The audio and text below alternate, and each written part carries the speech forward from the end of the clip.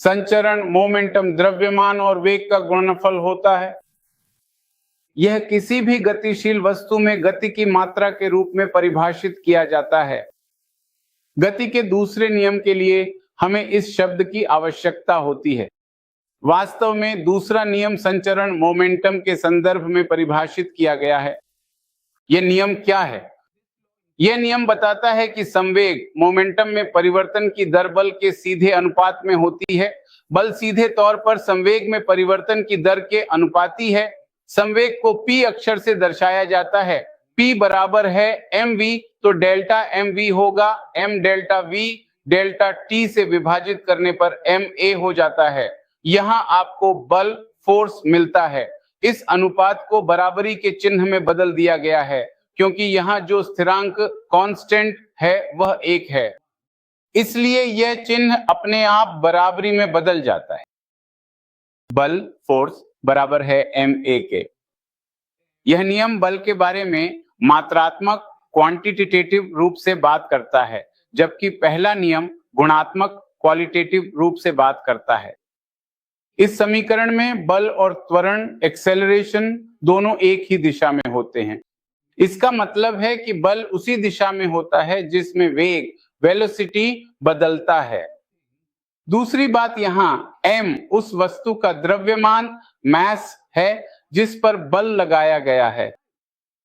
देखिए, मान लीजिए मुझे इस समीकरण में शामिल किया जा रहा है, तो मेरे पास भी बल लगाने की प्रवृत्ति टेंडेंसी है, लेकिन उस बल की यहां गिनती नहीं होगी।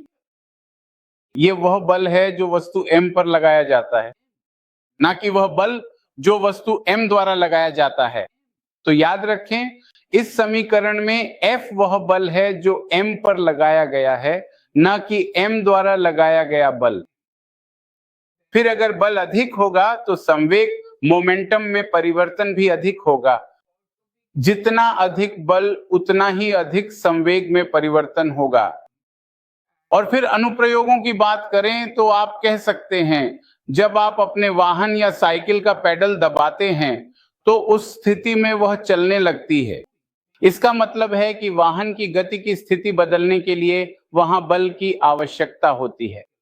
इसी तरह दूसरा नियम इस दृष्टि से भी महत्वपूर्ण है कि अगर यहां द्रव्यमान मास को स्थिर मान लिया जाए तो F a के समानुपाती होता है। जब बल को स्थिर माना जाता है तो a 1/m के समानुपाती होता है। इसका अर्थ है कि यदि एक ही बल लगाया जाए तो भारी वस्तु में त्वरण एक्सेलरेशन कम होगा।